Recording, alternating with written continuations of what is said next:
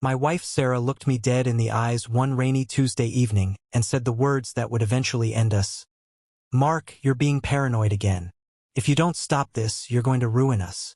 She delivered it with that soft, pitying smile, kissed my forehead like I was a scared kid, grabbed her purse, and left for a quick client dinner.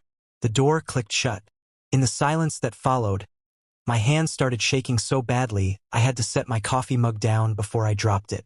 That was the night I ordered the camera.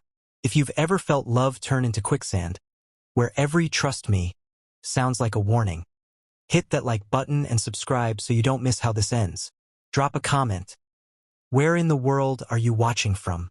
I want to know I'm not alone. We were high school sweethearts. Sarah laughed too loud at my bad jokes, wore sunflower earrings in winter, sat next to me in chemistry and asked me to explain valence electrons without making her feel dumb. 8 months later, we were official. Prom pictures, college side by side, apartment the summer after graduation. Married at 24 in her parents' backyard under string lights her dad hung for 3 days straight. I still keep that photo on my nightstand. Her in white lace, me fighting tears, both of us stupid enough to believe forever was already ours. 8 years later, 3-bedroom in Naperville, white picket fence, 2-car garage. I worked remote as a senior software engineer. She climbed at a downtown marketing firm. On paper, perfect. Underneath, cracks I pretended not to see. Started small. Phone always face down. New musky perfume. Client gift. Gym membership renewed after years of letting it lapse.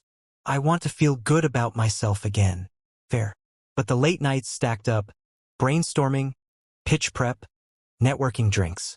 3 nights a week she rolled in after 10, carrying faint wine and that cologne that wasn't mine. In bed she'd turn away. Exhausted. Babe. Sex became something that happened once every few months, if I was lucky. I tried talking. Breakfast one Saturday. "Sarah, we barely touch. Did I do something?" She set her mug down hard. "Not everything is about you, Mark. Work is killing me. Can you not make this my problem too?" I apologized.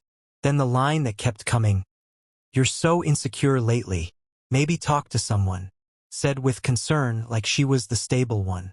Every observation I made, new necklace, hotel shampoo in her gym bag. Text she swiped away. She flipped. "You're paranoid. You don't trust me. If you loved me, you wouldn't question this." I started writing it down just to prove I wasn't crazy.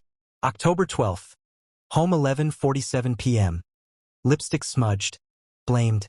Spicy wings. October 19th. Phone buzzed 2:14 a.m. Silenced instantly. Forgotten alarm. November 3rd. $280 La Perla receipt in glove box. We hadn't been intimate since August. Each note felt like self-inflicted wounds, but at least the pain had timestamps. My buddy Jake noticed at beers one night. "That's a pile of red flags, man. But confront without proof and she'll just gaslight harder." He'd caught his ex sending nudes to her trainer. Get evidence. Quietly. The word felt wrong, but living in doubt was worse. Couldn't eat. Sleep came in pieces. Dropped 12 pounds without meaning to. Then the weekend team retreat in Milwaukee. Cute selfies. Bathrobe. Wine glass. Missing you. Something about the background nagged me. Reverse image search. Langham downtown. Not Milwaukee. My stomach lurched. I cried in the shower until the water turned cold. Silent, shaking sobs. That night I ordered the camera. Small Wi-Fi model, discreet, plain box. Installed it Saturday while she was at yoga. Tucked behind books on the living room shelf. Lens on the couch and front door. Feed linked to my phone in minutes. Crystal clear. Audio too. I hated myself. But I also felt something sharp. Control. If you've ever swallowed a red flag because the truth felt scarier than the lie, leave a big red in the comments. Let's see how many of us carried that weight. First week. Normal evenings. Takeout. Small talk. Then Thursday, November 14th. I told her late deployment emergency. Out till 9. Instead I parked at a Starbucks 3 miles away and opened the live feed. 7:42 p.m. door opens. Sarah laughing, coat half off. Behind her, him. Mid-30s, sharp haircut, navy suit, no tie, bottle of wine in hand. "Finally," he said, kicking the door shut. "Thought your husband would never leave." Sarah pulled him toward the couch by his belt. "He's at the office. We've got hours." Giggle high, excited. "God, Ethan. I've been dying for this." Ethan, her creative director. I'd shaken his hand at the holiday party once. They didn't waste time. Kissing turned frantic. Clothes scattered. She said things I'd never heard from her. Dirty, hungry. "You make me feel alive." He tries. "But it's not the same." Ethan laughed against her neck. "Poor bastard. Does he still think you're faithful?"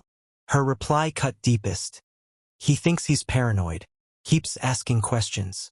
I just tell him he's stressed. Works every time." I watched my marriage die in real time. Hands shaking so hard I almost dropped the phone. Nausea hit like a wave. I had to lean my forehead against the steering wheel and breathe through my mouth so I wouldn't be sick. And that wasn't even the worst part. They finished, lay tangled, laughing softly. She traced his chest. "We should do the cabin next month. He thinks I'm visiting my sister." Ethan kissed her forehead. "Anything for you, babe." I closed the app. Sat 20 minutes in silence. Drove home. I didn't confront her. Played perfect husband. Dinner? Questions about her day? Cheek kiss when she left for work. Inside, I built the case methodically. Monday, divorce attorney downtown. Blunt. Illinois no fault. But fault can sway alimony. Assets. Get more statements. Messages if you can. Credit card showed hotels, restaurants, jewelry I never saw. $1,200 Lake Geneva spa weekend. She'd said indie conference. Therapy next. "Dr. Patel, you're not crazy. You're strategic. That's survival." She taught me gray rock. Short answers, no emotion. I stopped asking. Stopped reaching for her. Focused inward. I lifted heavy 5 a.m. sessions. Deadlifts till my hands bled. Dropped more weight. Gained strength. Finished a side app. Budget tool for couples, bitter irony. VC picked it up. Promotion followed. Momentum replaced numbness. Guitar came back too. Basement, late nights, old songs we used to love. Lyrics cut different now. More footage. 3 additional times. Same man. Same couch. Same casual cruelty. Backed up, encrypted, duplicated. Anniversary. December 28th. 8 years. Booked our favorite Italian place, private room. Invited her parents, my sister, Jake. Sarah beamed. "You're so thoughtful lately." Dinner. Toasts. Laughter. Halfway through dessert I stood. "I have something special." A little montage of our journey. For Sarah. Phone to TV. Play. Not wedding footage. The camera feed. Edited clean. Faces unmistakable. Audio damning. Explicit cut. Just enough to shatter denial. Room froze. Fork clattered. Her mother gasped. Father gray. Ethan's voice. "Poor bastard. Does he still think you're faithful?" Sarah's. "He thinks he's paranoid." I paused it. Looked at her. "I'm not paranoid anymore." She tried. "Mark. This is edited.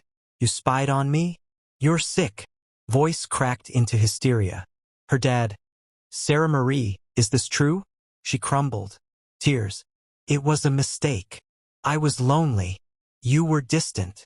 I didn't interrupt. Watched her unravel. When she reached for me, I stepped back. "We're done. Papers filed. Served next week. I kept the house. You keep whatever dignity's left." I walked out. Jake followed to the lot, hand on my shoulder. "You okay?" For the first time in months, I meant it when I nodded. "What would you do? Confront the second you saw it? Wait and plan? Yell? Cry? Burn it all? Tell me below, be honest. And if the story hit you like it hit me living it, subscribe. More truths need air." Aftermath wasn't pretty. Sarah crashed with a friend, then a small apartment. Parents barely spoke to her for weeks. Her mom called me crying more than once. We raised her better. Ethan? Fired. Company policy. Last I heard, job hunting up north. Divorce finalized 9 months. House mine, most savings, no alimony. She got retirement split, her car. No kids, small mercy. Therapy continued. Dated later, slow, cautious. Met someone last spring. We talk boundaries, not paranoia. She laughs without pity. The camera sits boxed in the garage. Not because I'm suspicious now. Because it reminds me. Sometimes doubt isn't delusion. Sometimes it's the last sane part of you screaming to wake up. The camera didn't ruin my marriage. It ended the lie that was wearing my life like a mask. I'm not the man who begged for scraps of love anymore. I'm the one who learned that when trust dies, walking away isn't weakness. It's the final act of self-respect. And if you're still hearing you're paranoid, while your gut twists into knots, trust that twist. One camera, one truth, one door out of the dark. Because the scariest moment isn't discovering the betrayal. It's realizing you're finally strong enough to leave.